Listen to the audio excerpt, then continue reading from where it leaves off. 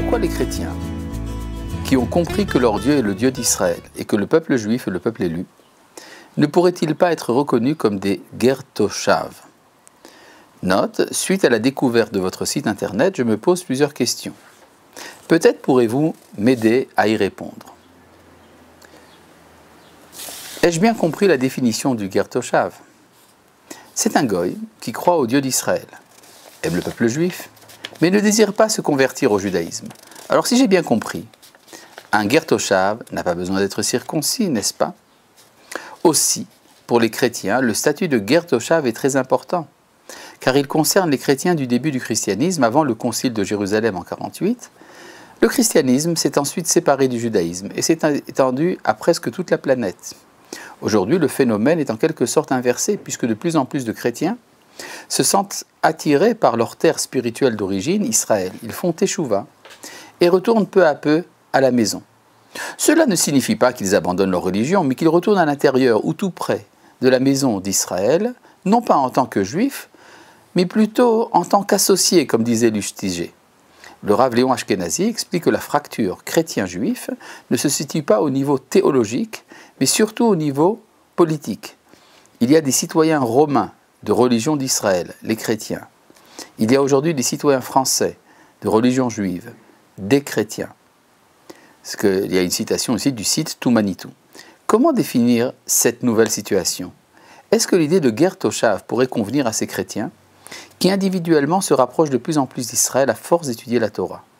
Corneille, chapitre 10, et des Actes des Apôtres, était un ger toshav ou craignant Dieu ou prosélyte de la porte?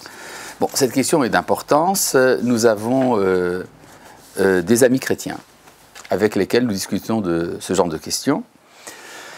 Le christianisme est problématique du point de vue de la pure législation noachique à cause du premier commandement. Le premier commandement qui consiste à refuser l'idolâtrie.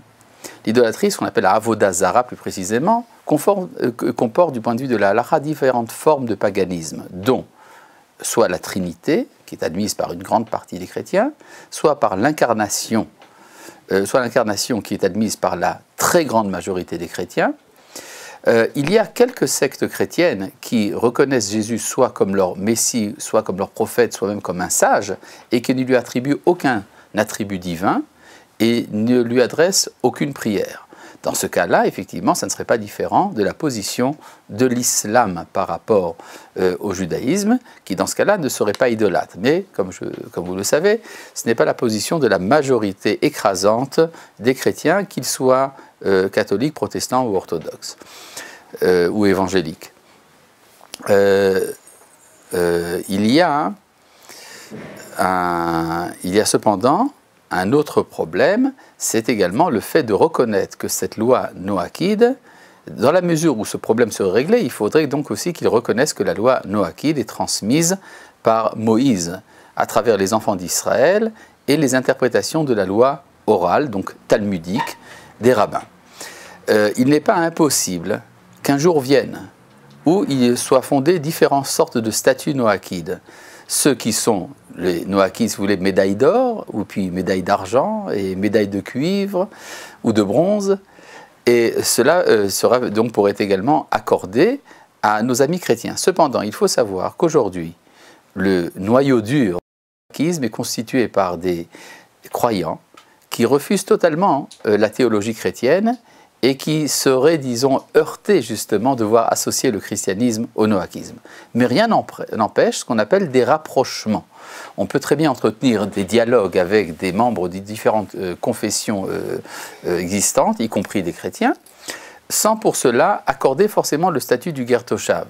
Il y a cependant, dans les textes des décisionnaires rabbiniques, il y a ce qu'on appelle des tolérances par rapport au christianisme, effectivement, en raison de ce que vous affirmez, qu'il y a un certain estompement des éléments paganiques dans le christianisme.